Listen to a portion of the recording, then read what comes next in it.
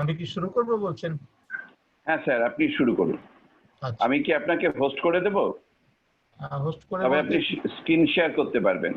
হ্যাঁ, আমাকে screen share করতে হবে। হ্যাঁ, তবে PowerPoint আপনি স্যার এখন পারবেন স্ক্রিন শেয়ার করতে। আচ্ছা,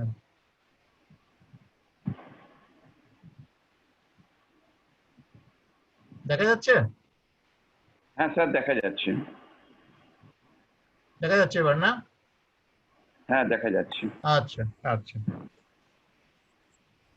Very good evening to everybody. Good It's a evening, great, sir.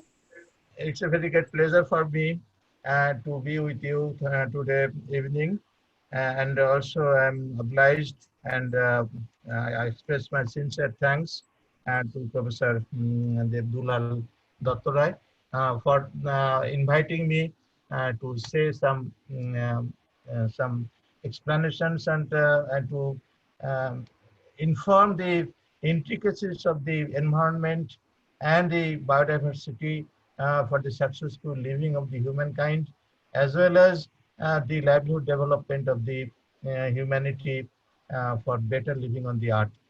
However, this is a very interesting subject, and most of you are from environmental streams and also from psychology streams, and both these subjects are very much interrelated and are of great importance in the field of study of the environment, as well as the biodiversity of the earth. And we know that the earth was originated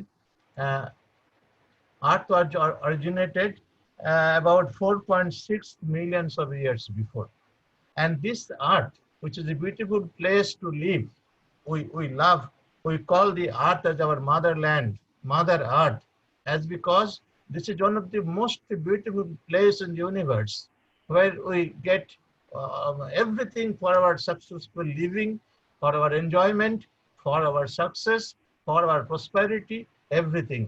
And we are always charmed with the pristine mountains, the old wild mountains, the large deep blue oceans, the green land, mighty rivers, green jungles, birds, animals, and millions of biological components, animals, plants, and microbes, and also the humankind,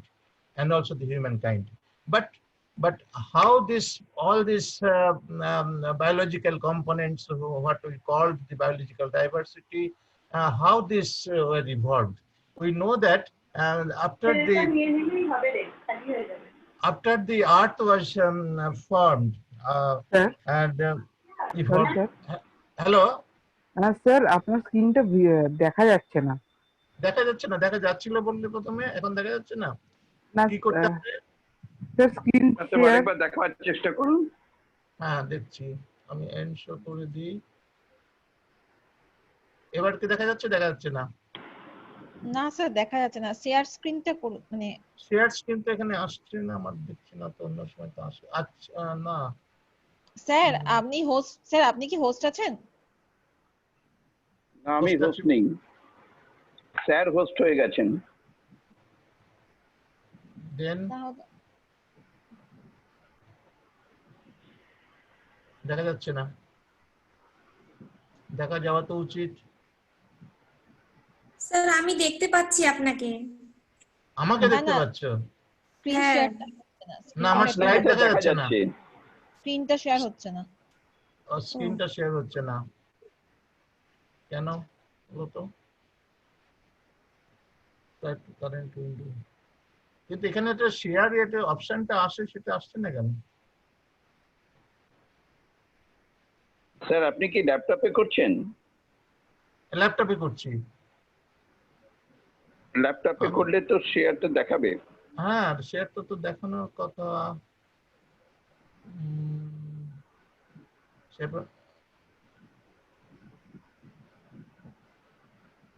sir আপনি কি কোনো ছবি আছে ইত্যাদি রয়েছে, ছবি figure এসব কি আছে?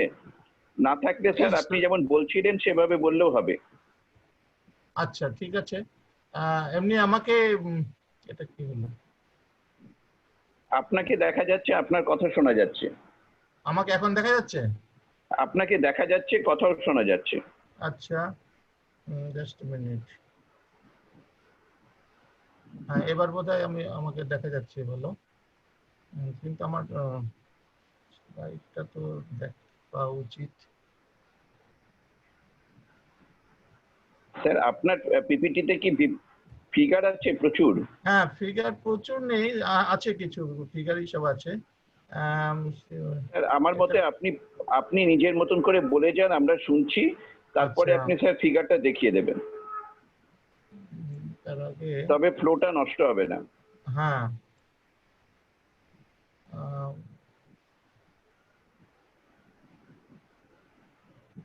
আমি তো নতুন করে আবার খুলতে হবে আমাকে।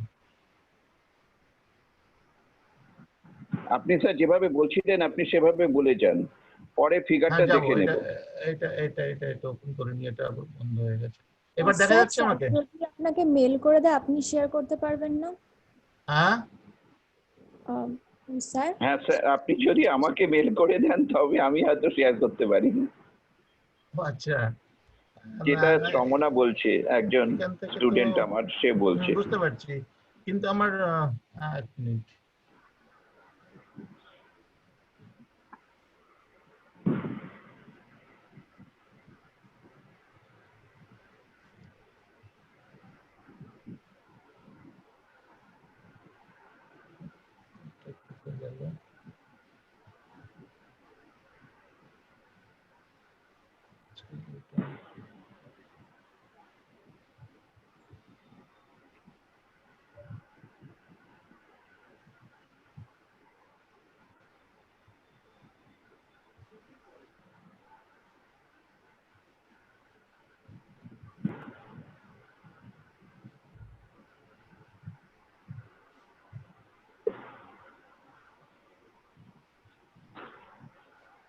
স্যার আপনি বরং বলে যান, ফ্লোটা নষ্ট না, হয়ে যাবে তা না এটা হলে। আসতে পারছে না তো। আমি তো ইয়েতে আসতেই পারছি।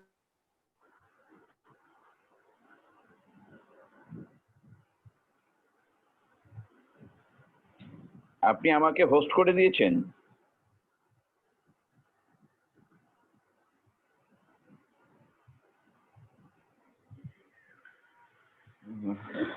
স্যার আপনি হোস্ট আছেন তো? এখন আমি হোস্ট হয়ে গেছি, উনি আমাকে হোস্ট করে দিয়েছেন। হুম, মানে উনি ওখান থেকে কেটে গেছে হয়তো। উনি আছেন বাট নেটওয়ার্ক প্রবলেম হয়েছে মনে হয় কিছু একটা। হ্যাঁ, নেটওয়ার্ক প্রবলেমই হচ্ছে, যার জন্য আমাকে হোস্ট করে দিয়ে বেরিয়ে গেছেন। হুম। ওটা মনে হয় জুম অটোমেটিক্যালি করে। আজকে স্যার প্রত্যেকটা নেটওয়ার্কের গন্ডগোল। ভোডাফোন আজকে ভীষণ নেটওয়ার্কের প্রবলেম হচ্ছে। নেটওয়ার্কের প্রবলেম হচ্ছে। এখানে এতজন কারেন্টও নেই, সেই জন্য মানে ম্যামেরও হয়তো ওয়াইফাই বা কিছু কাজ করছে না, সেই জন্য ম্যামও নেই। স্যার নিতা এসছেন। ম্যামকে একটু দেখো না, নিতা ম্যাম থাকলে খুব ভালো হতো। না, স্যার সুজাতা, কারেন্ট নেই, ম্যামেরও মনে হয় ওয়াইফাই, সেই জন্য প্রবলেম হচ্ছে। আমি তো ভাইয়ের কাছ থেকে হটস্পট নিয়ে কাজ করছি। ও আচ্ছা আচ্ছা, ঠিক আছে। না স্যার, এই এবার লেকচারটা আমাকে দেখা শোনাটা। যাচ্ছে? হ্যাঁ স্যার আমাকে আপনাকে দেখা যাচ্ছে, আপনাকে আচ্ছা, দেখা যাচ্ছে। হ্যাঁ স্যার। এইবার তো শেয়ার স্ক্রিন এসছে, কিন্তু আমার এটা তো কোথায় চলে গেছে? পাওয়ার পয়েন্টটা সেটা তো বুঝতে পারছি না। পাওয়ার পয়েন্টটা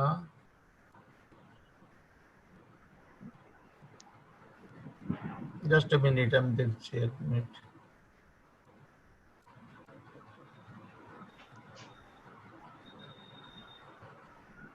স্যার পাওয়ার পয়েন্টের যে ফাইলটা আছে ওখানে ফাইলে গিয়ে ক্লিক করুন, তবেই আপনারটা বেরিয়ে আসবে। হ্যাঁ, পাওয়ার পয়েন্টটা ফাইলটাই দেখছি।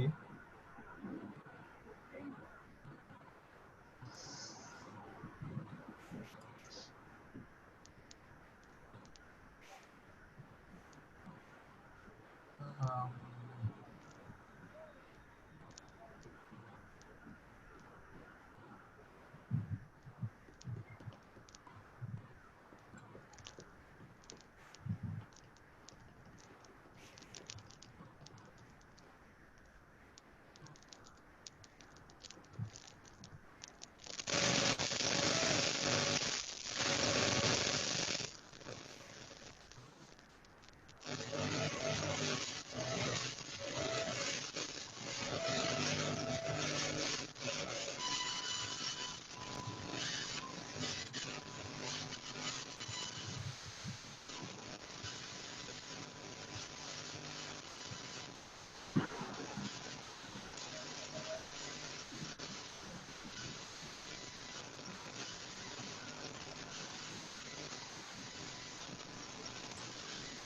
আমি অন্য একটা স্লাইড তুলেছি,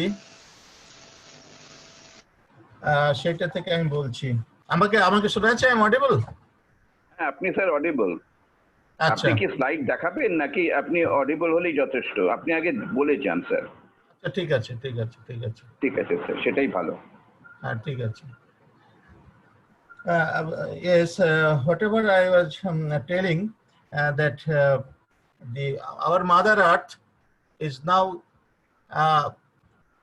in a great problem, in the sense that after the appearance of the first life on the Mother Earth, that is about 300 millions of years before. After that, due to prolific increase of number of the life forms on the Mother Earth, millions and millions of biological forms appeared on the Earth, and these life forms, what we call the Jeev, these life forms ultimately divided into, rather evolved into a different forms of lives for performing different functions that we called the ecological functions, ecosystem services. And for that, these life forms were divided into different forms of life in different ecosystems. And as a result, these life forms were diversified, and what we call the diversified biological forms, otherwise the biological diversity. This term is very simple. The biological diversity means, in short, we call it biodiversity. Bio means life and diversity means variety. That means the variety of life. And this variety of life that I've already mentioned depends on the habitat, or rather the ecosystems where they live. And so that depending on the characteristics as well as the nature of the ecosystem, rather their habitats, we find the millions of different types, the varieties of biological forms, the plants, animals, and microbes. Besides this, the habitats or ecosystem that I am mentioning repeatedly, as because this is very important in considering the nature of the biodiversity, its function of the biodiversity, its benefits which you derive from the biodiversity. It depends on the nature of the ecosystem, so that the diversity of the ecosystem is also to be considered while considering the nature of the biodiversity. Thirdly, these different forms of biodiversity, varieties of biodiversity, depends on the genetic diversity. The genetic diversity in this species, that means the diversity among the species, diversity among the species diversity, diversity within the species, that is the genetic diversity, and the diversity of the ecosystem.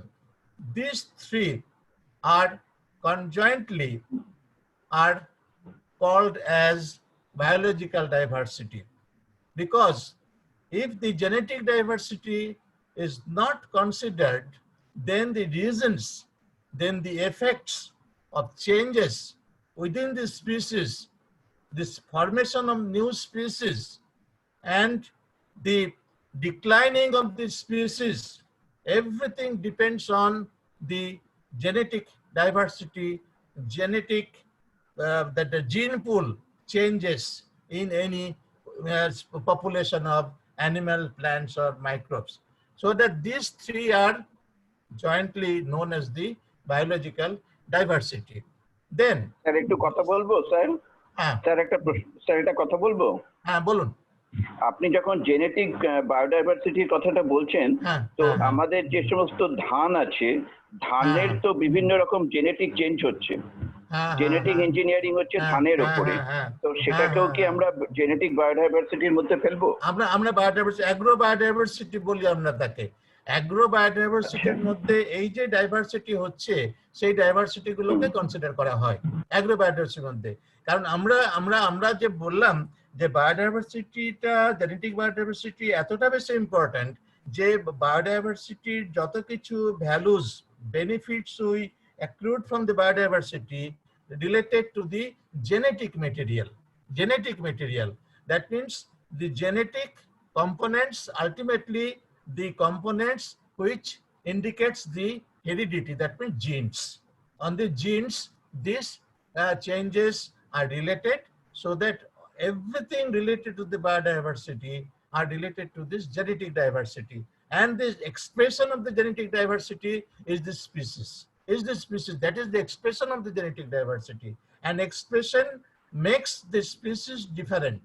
Expression makes the species different and form different species.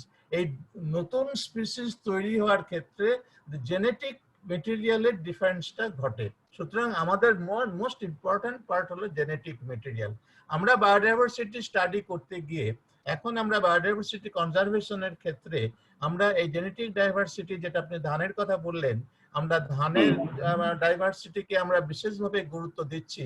কারণ আমাদের এখানে 50,000 ধানের variety ছিল, এখন কমতে কমতে কমতে কমতে আমরা এখন হয়তো 25টা কি 30টা ভ্যারাইটি আমরা চাষ করি সবচেয়ে বেশি ধরলে পড়ে। কিন্তু আমাদের যে ইন্ডিজিনাস ভ্যারাইটি যেগুলো ছিল সেগুলো সমস্ত এখন অনেকই বিলুপ্ত হয়ে গেছে। আর যেগুলো এখনো আছে বিভিন্ন পকেটে, সেইগুলো আমরা সার্ভে করে, সেগুলো বের করে, সেগুলো আইডেন্টিফাই করে, তার জেনেটিক মেটেরিয়াল আমরা স্টাডি করে সেগুলোকে জিন ব্যাংকে রাখা হচ্ছে এবং আরো রাখার চেষ্টা করা হচ্ছে। সুতরাং একটা এক্সাম্পল আমি দিচ্ছি যে এটা 1972-তে আমেরিকাতে একটা ঘটনা ঘটছিল। ওদের স্টেপল ফুড হলো মেজ, ভুট্টা। সেই ভুট্টাতে একটা রোগ, ভাইরাল ডিজিজ অ্যাটাক করেছিল। তার ফলে এমন পরিমাণ ক্ষতি হয়েছিল যে $200 বিলিয়ন ডলারের ক্ষতি হয়েছিল সেই বছর আমেরিকাতে। কিন্তু সেইখান থেকে বাঁচা যাবে কি করে? তখন ইটলিশ, ডক্টর হুগো ইটলিশ নামে একজন বিজ্ঞানী, তিনি তখন তার মনে হলো যে একটা ওয়াইল্ড ভ্যারাইটি অফ জিন, এই মেজের ওয়াইল্ড ভ্যারাইটি অফ জিন মেক্সিকোর একটা জঙ্গলে বা পেরুর একটা জঙ্গলে উনি দেখেছিলেন এক সময় সেই মেজটা।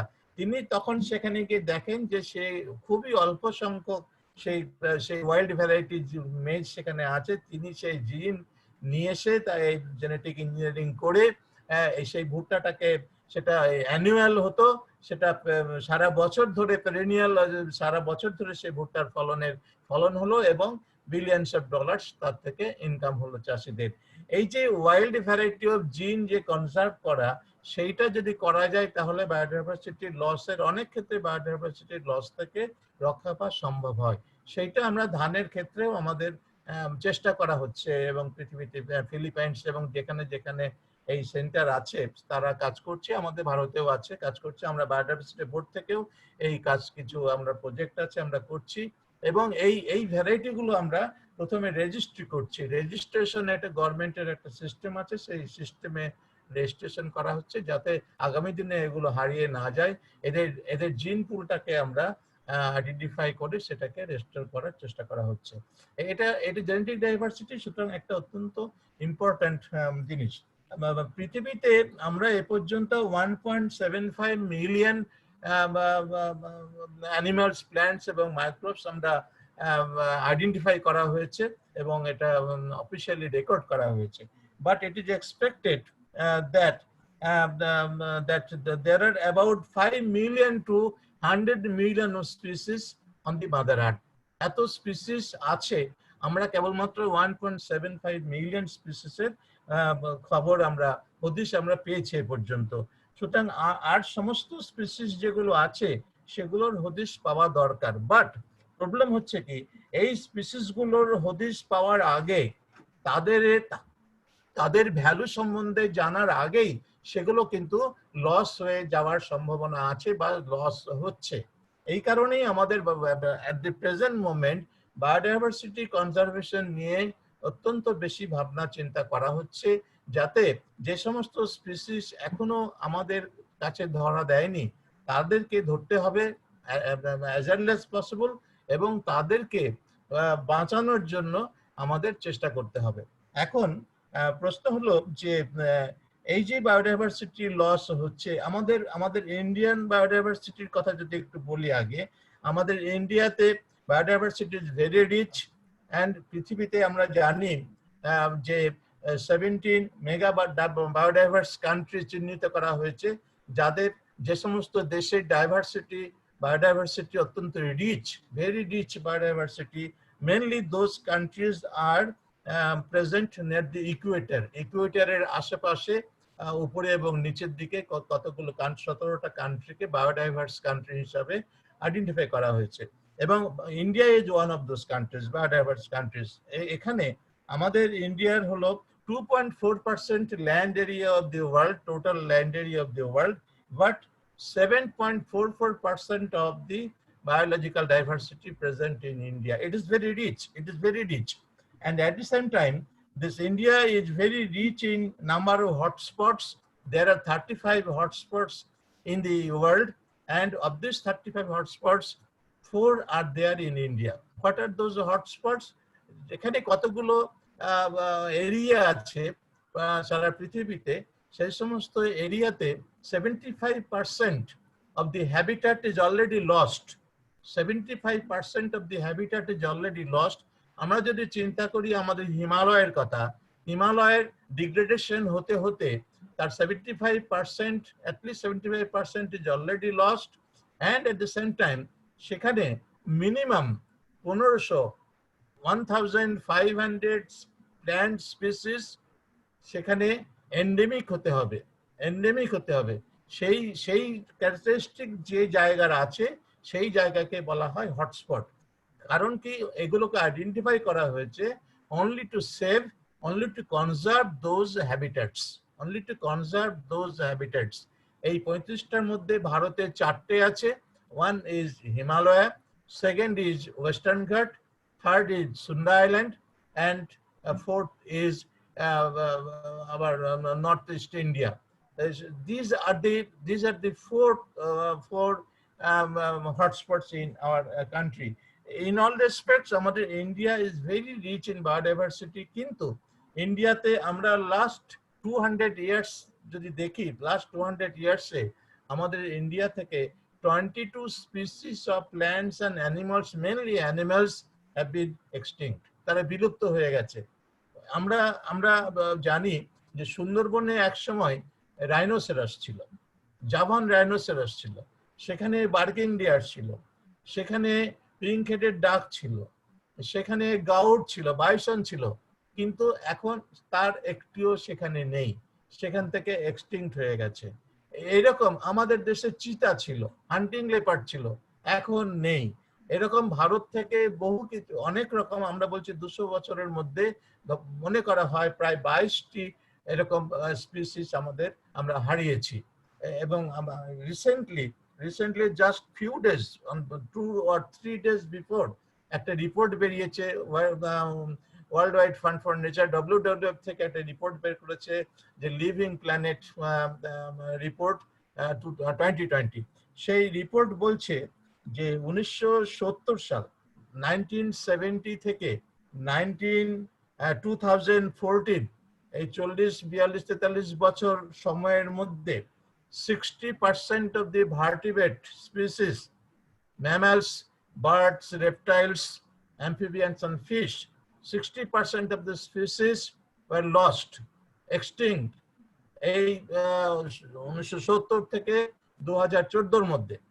এইটা বলছে 2018 সালের যে রিপোর্টটা, প্রতি 2 বছর অন্তর এদের একটা রিপোর্ট বেরোয়। এই 2020 জাস্ট 2-3 days বিফোর সেই রিপোর্টটা পাবলিশ হয়েছে। 2020 রিপোর্ট বলছে যে 1917 থেকে আর এই 16 পর্যন্ত 2016, আগেরটা হয়েছিল 2014 পর্যন্ত, এটা 2016, অর্থাৎ 2 বছর। এই 2 বছরের মধ্যে 8% vertebrate species have been lost. আগের বার ছিল 60% লস, এবার হয়েছে 68% লস। এছাড়াও এই রিপোর্ট বলছে যে নিয়ারলি এই যে লসটা হয়েছে 68% লস, সেই লসটা মেনলি ওয়ার্স্ট লস হয়েছে ক্যারিবিয়ান অ্যান্ড ল্যাটিন আমেরিকা, এই দুটো অঞ্চলে। এবং সেখানে লস তারা বলছে প্রায় 89% লস হয়েছে এই 2 বছরে এই দুটো জায়গায়।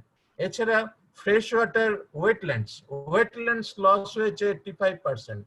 85% wetland in the world is already lost. And freshwater species বলছে 84% like this already lost. This is the present scenario in respect to the loss of the biodiversity in the world. সুতরাং এবং এই কদিন আগে মে মাসে আরেকটি রিপোর্ট বেরিয়েছিল, সেটা হলো ইউনাইটেড নেশনের একটা রিপোর্ট, IPBES, সেটা থেকে তারা বলছে যে কামিং ডিকেডস, 2-3 ডিকেডস এর মধ্যে, রিসেন্ট ডিকেডস এর মধ্যে 1 মিলিয়ন স্পিসিস এক্সটিংক্ট হওয়ার সম্ভাবনা আছে। 1 মিলিয়ন স্পিসিস এক্সটিংক্ট হওয়ার সম্ভাবনা আছে এবং আগামী 10 বছরের মধ্যে তার 50% এক্সটিংক্ট হয়ে যেতে পারে বা নিয়ার এক্সটিংশন স্টেজে পৌঁছাতে পারে। But why this extinction? আমরা এই আজকে 2 দিন আগেই WWF এর সাথে একটা মিটিং এ কথা বলছিলাম যে আমরা নানা রকম প্রোগ্রাম নিচ্ছি, নানা রকম অ্যাওয়ারনেস প্রোগ্রাম করা হচ্ছে সারা পৃথিবী, নানান প্রোটোকল, নানান কনভেনশনস, নানান রুলস, অ্যাক্টস, অনেক কিছু তৈরি হয়েছে। But still the species are getting extinct. এবং সেই এক্সটিংশনের প্রধান কারণ যেটা আমরা বলি সেটা হচ্ছে land use practice, land use change and land fragmentation. একটা ছোট্ট এক্সাম্পল দিই, অন্য এক্সাম্পলে যাওয়ার আগে। আমি মাস 2 আগে বসিরহাট গিয়েছিলাম এই সমস্ত কাজে। সেখানে গিয়ে আমাকে দেখালো যে মাইলস আফটার মাইলস যে এগ্রিকালচারাল ফিল্ড, সেগুলো চাষবাস বন্ধ করে দিয়ে সেখানে জল ধরে এখানে মাছ চাষ হচ্ছে, মাগুর মাছ চাষ হচ্ছে, বিদেশি মাগুর মাছ চাষ হচ্ছে। সেগুলো নাকি খুব লাভজনক এবং হোটেলে সেগুলো খুব বেশি দামে তারা বিক্রি করতে পারে। সুতরাং এই যে একটা loss of land, fertile agricultural land loss হচ্ছে, তাহলে পরে প্রশ্ন উঠতে পারে ঠিক আছে, এটাও তো একটা ইনকাম হচ্ছে, মানুষ করে খাচ্ছে, ভালো কথা। কিন্তু দুঃখের বিষয় হলো সেটা হলো যে এইভাবে মাছ চাষ কিন্তু ওই জমিতে বেশি দিন করা যাবে না। একটা জমি হলেই সেখানে মাছ চাষ করা যায় না। তাহলে আমি একটা কংক্রিট একটা চৌবাচ্চার মধ্যে বিরাট আকারের চৌবাচ্চা বানিয়ে সেখানে যদি আমরা মাছ চাষ করতাম তাহলে তো খুবই অসুবিধা ছিল না। তা হয় না কেন? সেখানে এরকম ওয়েটল্যান্ড লাগে কেন যেখানে মাটির উপরে মাটি থাকবে? কারণ হচ্ছে মাটির সাথে যে একটা সম্পৃক্ততা আছে, মাটির সাথে একটা ইকোলজিক্যাল রিলেশনশিপ আছে সমস্ত living entity for their survival, for their successful living. সেটা মাটি থেকে সেই নিউট্রিয়েন্টস, সেই maintenance of temperature, humidity, moisture, everything, all microclimatic and macroclimatic conditions are maintained, are provided by the earth there, soil, so that কিন্তু সেই soil কিন্তু কয়েক বছর পরে নষ্ট হয়ে যাবে। সিমিলারলি এগ্রিকালচারাল ফিল্ডে এই প্রন কালচার করার জন্য বহু এগ্রিকালচারাল ফিল্ড নষ্ট হয়ে গেছে। প্রন কালচার করার জন্য সেখানে সাউথ 24